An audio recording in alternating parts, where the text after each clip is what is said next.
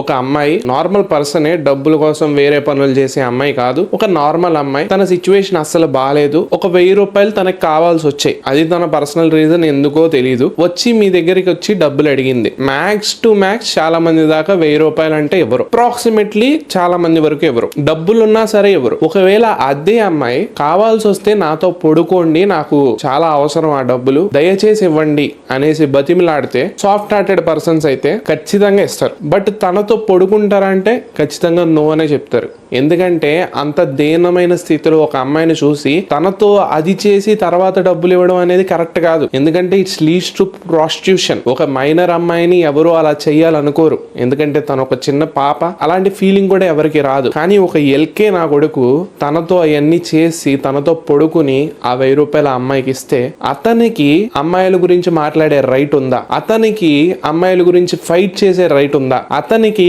కావాల్సి వస్తే మీరు బట్టలు ఇప్పుకుని తిరగండి అనే రైట్ ఉందా? ఆ ఎల్కే నా కొడుకే ఈ నా అన్వేషణ.